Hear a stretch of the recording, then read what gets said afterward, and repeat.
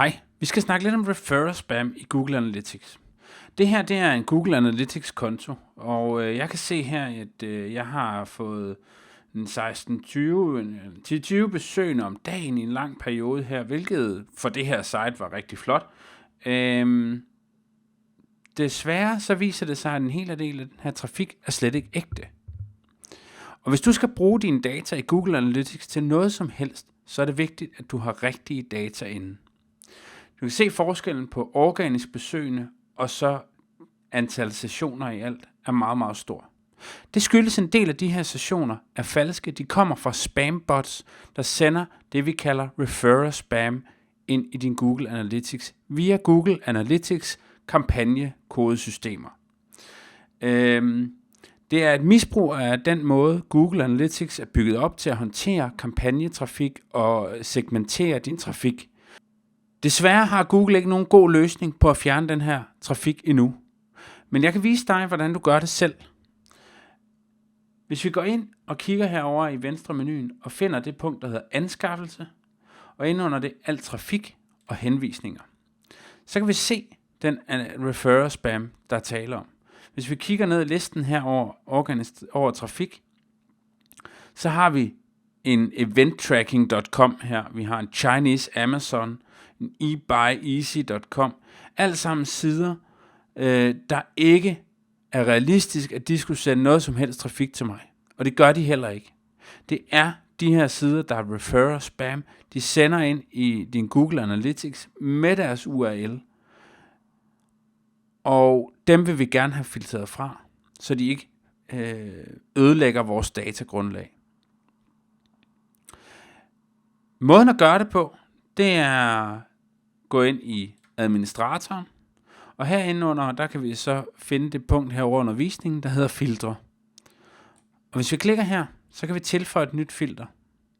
Vi tilføjer et nyt filter, vi kalder det spamfilter, filter 1, tilpasset. Så vælger vi et område, og vi skal have fat i den, der hedder kampagnekilde, fordi det er spam-kampagnetrafik, de sender ind. Det er ikke rigtige henvisninger, men kampagnetrafik. Og så skal vi have skrevet et filtreringsmønster, og der kan vi bruge den, vi kiggede på før, som er eventtracking.com. Og siger alt, hvad der indeholder den her, det vil vi gerne filtrere fra. Så kan vi klikke på bekræft dette filter, og se, at der rent faktisk i den periode, vi kigger på lige nu, jamen der er så 3 sessioner, der ville have været filtreret fra. Så trykker vi gem, og nu har vi så filtreret det her fra i al fremtidig trafik. Hvis vi går tilbage i rapporteringen og kigger, så kan vi se, at den er der stadigvæk, eventtracking.com. Der står 11 sessioner her. Før så vi 3 sessioner i bekræftelsen af filteret. De tal matcher ikke nødvendigvis hinanden. Det er den måde, den bekræfter det på. Det er ikke altid, det virker. Det er ikke altid, den tager det fulde datagrundlag ind i den her verifikation af filtrene. Så hvis du har ganske få henvisninger fra af de her referrer spam fra en bestemt kilde, så er det ikke sikkert, at en bekræftelse af filteret faktisk viser, at der er noget, der vil blive filtreret fra. Men det vil det altså blive. Nu kan jeg se, at der er mange her, bare på den her side med meget, meget lidt trafik. Der er der 1, 2, 3, 4, 5, 6, bare mellem de første 10 her. Og det kan være meget mere. Vi har fundet over 400 spambots, vi kender til.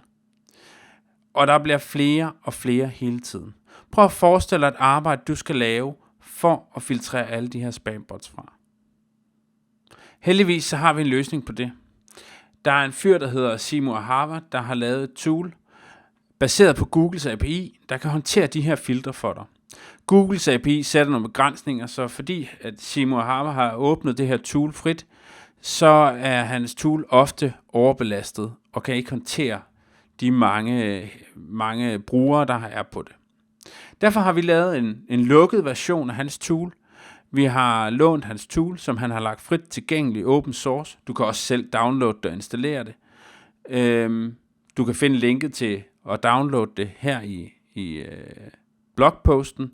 Men du kan også tilmelde dig vores nyhedsbrev og få adgangskoden til at komme ind i det her tool, som du frit kan bruge op til 5 gange per dag. Toolet her, det fungerer ved, at det opretter og vedligeholder de her filtre for dig, så du ikke selv skal gøre det. Det laver filtre for alle de her 400 kendte spambots. Det laver alt i alt 28 filtre, hvor hver filter indeholder adskillige af de her bots i filteret. Det du gør, det er, at du logger ind, og så trykker du på Start Tool. Så åbner der et vindue, der viser dig et vindue, hvor du skal logge ind i Google Analytics. Min gjorde det automatisk, fordi jeg allerede er logget ind. Og så kan du vælge mellem dine konti, og her vælger du den konto, du gerne vil have oprettet filtre på. Her tager vi fat i den, vi havde kigget på lige før. Vi trykker Create and Apply Filters, og så går den ellers i gang med at oprette filtre. Der er faktisk allerede filtre, og bagefter linker den dem til kontoen. Så kan vi gå ind i kontoen her, og administratoren, og filtre, og så kan vi se, at der lige pludselig er oprettet en hel masse nye filtre. Efter lidt tid, så skriver den filter linked all done. Og når den her tekst dukker op, så er den færdig. Se, hvis vi opdaterer igen herover, så har vi nu 30 filtre. Vi har vores eget, og så har vi de 29 filtre, som det her tool automatisk opretter.